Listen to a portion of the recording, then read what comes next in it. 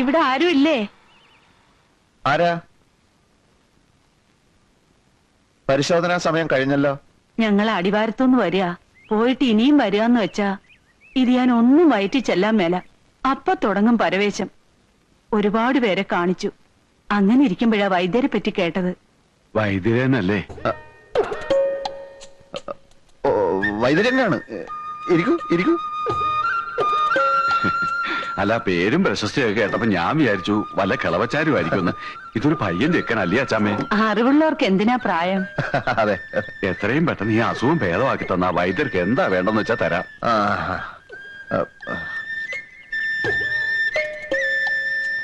നാക്ക് തൊട്ടു.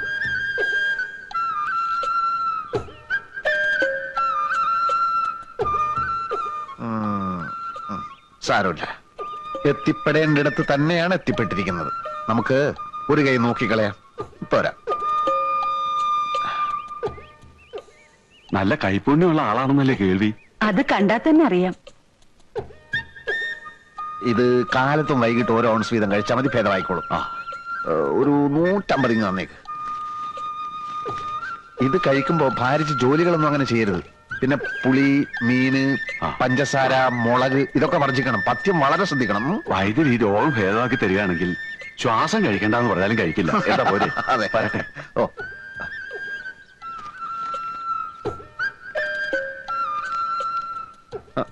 അച്ഛനെ കാണാൻ വന്നവരാ പോയത്? അല്ലല്ലല്ല, മകനെ കാണാൻ വന്നവരാ.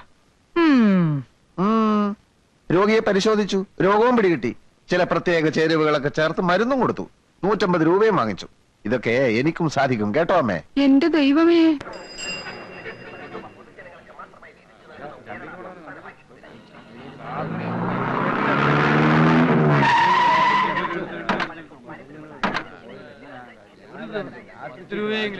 ഒന്നെങ്കിൽ വന്നേ. മാധവമെതിരി വൈകിക്കാൻ വന്നോ?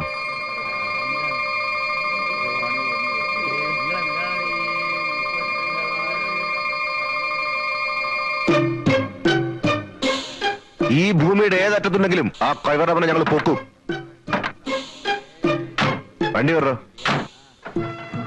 വൈദ്യർക്ക് അങ്ങനെ ഒരു അബദ്ധം പറ്റുമോ? ഇക്കണ്ട കാലത്തിനിടയ്ക്ക് എത്രയെത്ര സൂക്കേടാ വൈദ്യര് മാറ്റിയത്. ഇതിപ്പോ മരുന്ന് മാറിക്കൊടുത്തു എന്നൊക്കെ പറയുമ്പോ ഏത് ദേവേന്ദ്രനും പറ്റൂലോ അബദ്ധം. പിന്നല്ലേ വൈദ്യര്. ഏതായാലും ആള് തട്ടിപ്പോയ സ്ഥിതിക്ക് വൈദ്യരുടെ കാര്യം പോക്കാം. എന്താ സംഭവം? അച്ഛനെന്തോ മരുന്ന് മാറിക്കൊടുത്തു എന്നോ ഒരാള് മരിച്ചു എന്നോ അവരച്ഛനെ തേടി ഇറങ്ങിയിരിക്കുക. ഒന്ന് കിടക്കണുണ്ടോ? കിടക്കേ? അവനെ വെട്ടിക്കൊല്ലാണ്ട് എനിക്ക് ഉറക്കം വരില്ല. അങ്ങാടി മരുന്നിന്റെ പേര് പോലും അറിയാൻ വയ്യാത്തവനാ ചികിത്സിക്ക. ഇനി വരട്ടെ, എന്റെ മകനാണെന്ന് നോക്കില്ല ഞാൻ. വെട്ടി അരിഞ്ഞ് കഷ്ണമാക്കും ഞാൻ. നിങ്ങളൊന്ന് സമാധാനായിട്ടിരിക്കൂ. എങ്ങനാ സമാധാനിക്ക? കൊലക്കേസല്ലേ നിന്റെ മോൻ ചെയ്തു വെച്ചേക്കണേ? ഒരു കയ്യബദ്ധം പറ്റിപ്പോയതല്ലേ. അങ്ങനെ പറഞ്ഞാ പോലീസും കോടതിയും വെറുതെ വിടുമെന്നാ നിന്റെ വിചാരം? അതുപോട്ടെ, അവൻ ചികിത്സിച്ചു കൊന്ന് ആരെയാ? 10-17 കൊലക്കേസിലെ പ്രതി മണിമല മാത്തച്ഛന്റെ തന്തയാ. മാത്തച്ഛന്റെ കയ്യിലെങ്ങാനും കിട്ടിയാലുണ്ടല്ലോ, കഴിവട മോനെ വെട്ടിയുറുക്കി പട്ടിക്കിട്ട് കൊടുക്കും. കണ്ടവന്റെ കൈ കൊണ്ട് ചാകുന്നതിലും ഭേദം ഞാൻ തന്നെ അങ്ങ് അവസാനിപ്പിക്കുക. ഇനി വരട്ടെ.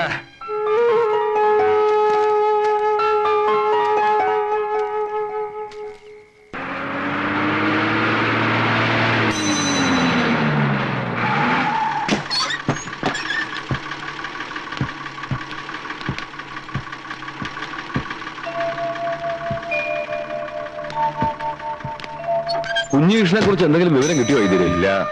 പോലീസിൽ പരാതി കൊടുത്തിട്ടുണ്ട്.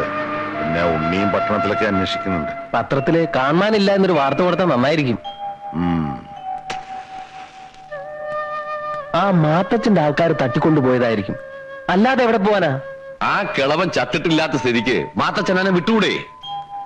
ഇടത്തെ കൈന്റെ സ്വാധീനം നഷ്ടപ്പെട്ടു എന്നല്ലാതെ പേടിച്ച പോലൊന്നും സംഭവിച്ചില്ലല്ലോ. ഇനിയിപ്പൊ കൈ കുഴഞ്ഞു പോയതിന്റെ പേരിൽ കുഞ്ഞീഷനെ അവരെന്തെങ്കിലും ചെയ്തു എന്നാണ് എന്റെ സംശയം. ഇവിടെ ആരും ആ കുട്ടിക്ക് മനസ്സമാധാനം കൊടുത്തിട്ടില്ല. ചെയ്യുന്നതൊക്കെ കുറ്റം. എത്ര കാലം വെച്ചാ സഹിക്കുക? ഇത്തിരി വെള്ളം ചോദിച്ചു വാങ്ങി കുടിക്കാനുള്ള ബുദ്ധിയും കൂടി ഇല്ല.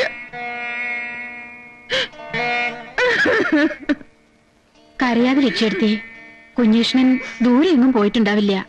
ഇങ്ങനെ കരഞ്ഞാ വല്ല സൂക്കേടും പിടിക്കൂലേ? എണീറ്റ് വന്ന് വല്ലതും കഴിക്കമ്മായി. വേണ്ട മോളെ, ഒന്നും ഇട്ടുണ്ടെന്ന് ഇറങ്ങില്ല. എന്റെ പെങ്ങള് വിഷമിക്കാണ്ടിരിക്കേ. അവൻ മരിച്ചിട്ടൊന്നും ഉണ്ടാവില്ല. ഇനിയിപ്പോ അങ്ങനെ വല്ലതും സംഭവിച്ചാൽ തന്നെ അത് വിധിയാണെന്ന് കരുതിയാ മതി. എന്താ അച്ഛാ ഇത്? ഇങ്ങനെയൊക്കെ സംസാരിക്ക? മോളെ, നമ്മൾ എന്ത് മുന്നിൽ കാണണം? വരാനുള്ളതൊക്കെ വഴി തങ്ങുമോ? നിങ്ങളിന്ന് പോകുന്നുണ്ടോ? ആ, എന്റെ വിഷമം നിങ്ങൾക്ക് ആർക്കും മനസ്സിലാവില്ല.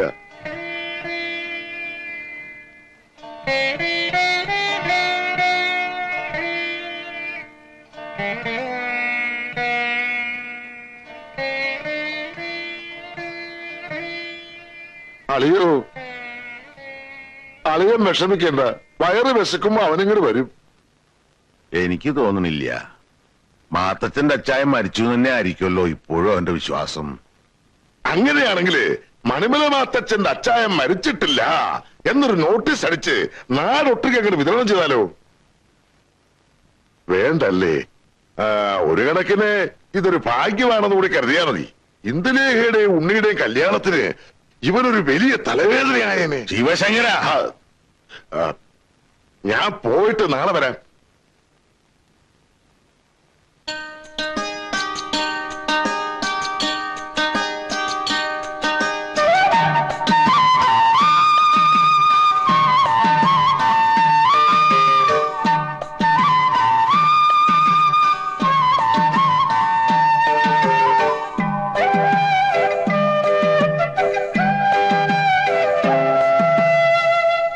നമ്മുടെ ഉണ്ണീഷൻ അല്ല, ഡോക്ടർ ഉണ്ണീഷൻ വെറും പനി തലവേദനയും മാത്രം ചികിത്സിക്കുന്ന ഡോക്ടറല്ല. ഓപ്പറേഷൻ പണി പഠിച്ചിട്ടുണ്ട്. ഹൃദയം, ലിവറ്, ഇനിയിപ്പോ ക്യാൻസർ ആണെങ്കിൽ പോലും നമ്മുടെ നാട്ടുകാർ പേടിക്കേണ്ട ഒരു കാര്യവുമില്ല. പിന്നൊരു കാര്യം, ലക്ഷക്കണക്കിന് ഉറുപ്പിക ചെലവാക്കി പഠിച്ചൊരു തൊഴിലാണ്. അതുകൊണ്ട് നല്ല പോലെ ഫീസും വാങ്ങിക്കും. എന്തിനാ ഇതൊക്കെ പറയണേ? അല്ലല്ലയാ, കാര്യം പറഞ്ഞ് മനസ്സിലാക്കി കൊടുക്കട്ടെ. നാട്ടുകാരനാണ്, നമ്മുടെ വൈദ്യന്റെ മകനാണ് എന്നൊക്കെ പറഞ്ഞോണ്ട് ഒരു 5 ഉറുപ്പിക ചൂട്ടി പിടിച്ചോണ്ട് ഇവിടെ വരും. ആദ്യം ഇവിടെ നടക്കുകയില്ല. വിളക്ക് കൊടുത്താ. രാഹുകാലം കഴിഞ്ഞല്ലോ. എന്താ ഉണ്ണികൃഷ്ണൻ നോക്കി നിൽക്കണേ? ഞാൻ റെഡിയാ. ലക്ഷ്മിട്ടിയുടെ വിളക്ക് കൊളുത്താൻ നേരിട്ട് അവള് സമയമായപ്പോ വലിഞ്ഞോ? പറഞ്ഞ പോലെ അവളെന്ത് ചെയ്യും? ഞാൻ ഇപ്പൊ വിളിച്ചോണ്ട് വരാം. നീ വാ. അമ്മേ, അമ്മേ. നല്ല ആളാ. ഇവിടെ വന്നിരിക്ക. മുഹൂർത്തായി. അവിടെ എല്ലാരും അമ്മയെ കിടന്ന് തിരക്കണു. എന്താ ഇത്? നല്ലൊരു കാര്യം നടക്കാൻ പോകുമ്പോ അമ്മ ഇങ്ങനെ കരഞ്ഞാലോ? എന്റെ കുഞ്ഞീഷൻ. നാടൊട്ടുക്കും തെരഞ്ഞില്ലേ നമ്മള്? പത്രത്തിൽ പരസ്യവും കൊടുത്തു. എന്നിട്ട് അവന്റെ ഒരു വിവരം ഇല്ലല്ലോ. പത്രം വായിക്കുന്ന സ്വഭാവം ഏട്ടന് പണ്ടേ ഇല്ലല്ലോ. അതിന് നമ്മൾ എന്താ ചെയ്യാ? എവിടെങ്കിലും ജീവിച്ചിരിപ്പുണ്ടെന്ന് അറിഞ്ഞാ മതിയായിരുന്നു. ഉണ്ടാവും. അല്ലാതെ എന്ത് സംഭവിക്കാനാ ഏട്ടന്? അമ്മ സമാധാനമായിട്ടിരിക്കെ. ഏട്ടൻ തിരിച്ചു വരാതിരിക്കില്ല. എന്റെ മനസ്സ് അങ്ങനെ പറയണു. അമ്മ വാ. വാ അമ്മായി, വാ. വാ.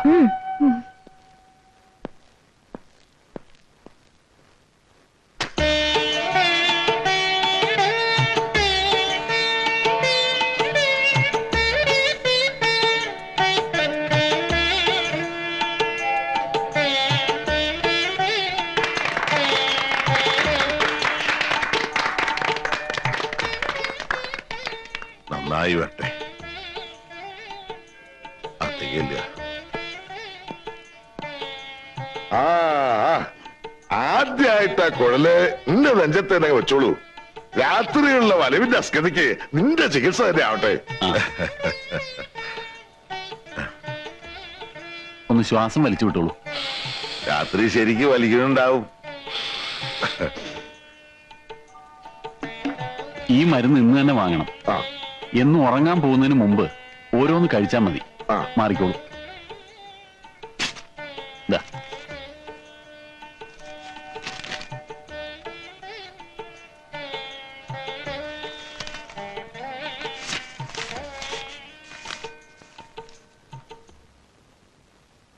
വാങ്ങിച്ചോളൂ, ഐശ്വര്യമായിട്ട് വാങ്ങിച്ചോളൂ. ഒരുപാട് കൊടുത്ത കയ്യാ, കൈ നിറയെ പൊലിയും.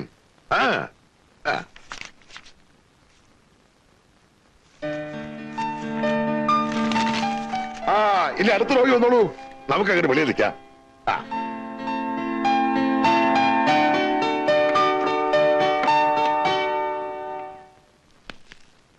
പഠിച്ച് പട്ടം വാങ്ങുന്നതിലല്ല കാര്യം, അത് പ്രയോഗത്തിൽ വരുത്തുന്നില്ല. വരുന്ന രോഗികളോട് നന്നായിട്ട് പെരുമാറുകയും വേണം. അതൊന്നും ഉണ്ണീഷോട് പറഞ്ഞു കൊടുക്കണ്ട. മിടുക്കനല്ലേ അവൻ, മിടുക്കൻ. ഞാനും ലക്ഷ്മിക്കുട്ടിയും നേർച്ച എത്ര നേർന്നാന്നറിയുവോ അവൻ ഈ നിലയിൽ എത്തിക്കാണാൻ? ഞാനും എത്ര നേരത്തെ നേർന്ന ആളിയാ. ആ വകയിൽ എനിക്ക് കാശ് എത്ര പോയി. ഉവ്വ് ഇനി എനിക്കൊന്ന് വിശ്രമിക്കണം. അത് വേണം അളിയ. കണ്ട കാടും പടലയും പറിച്ചെടുത്ത കാച്ച് കഷായാണെന്ന് പറഞ്ഞ് ചുമ്മാ വിറ്റ് കാശുണ്ടാക്കണ പണിയല്ലേ, അത് നിർത്തണ്ട. എന്താ പറഞ്ഞ? ഈ മരുന്ന് ഷാപ്പിന്റെ ഉദ്ഘാടനം കഴിയട്ടെന്ന് വെച്ചാ അപ്പോഴും നമ്മൾ തീരുമാനിച്ച കാര്യമായി നടത്താലോ. ഏത് കാര്യം? ഇന്ദുവിന്റെയും ഉണ്ണിയുടെയും കല്യാണത്തിന്റെ കാര്യമാണ് ഞാൻ ഉദ്ദേശിച്ചത്. അവൻ ഒറ്റയ്ക്കൊന്ന് പച്ച പിടിച്ചിട്ട് പോരെ? അത് കാര്യമില്ല. തിരയിളങ്ങിയിട്ട് കപ്പലോടിക്കാന്ന പരിപാടി വേണ്ടളിയ. പഠിപ്പ് കഴിയട്ടെ എന്ന് പറഞ്ഞ് ഇത്രയും നാളും കാത്തു നിന്നു. ഇനി പച്ച പിടിക്കട്ടെ എന്ന് പറഞ്ഞ് എത്ര നാളെ കാത്തു വെക്കും. ഉടനെ നടത്താളിയ. എനിക്ക് ആകെയുള്ള ഒരു മോള. അവളെ പിടിച്ച് അവന്റെ കയ്യിൽ ഏൽപ്പിച്ചാൽ പിന്നെ സമാധാനമായിട്ട് എനിക്ക് കണ്ണടയ്ക്കാമല്ലോ. കണ്ണടയ്ക്കാൻ ധൃതിയായോ തനിക്ക്? അതല്ല, ശുഭസ്യ ശീഘ്രം എന്നാണല്ലോ. ആ ഒരു ജോത്സ്യരെ വരുത്തി നല്ലൊരു ദിവസം കാണാം നമുക്ക്. ആ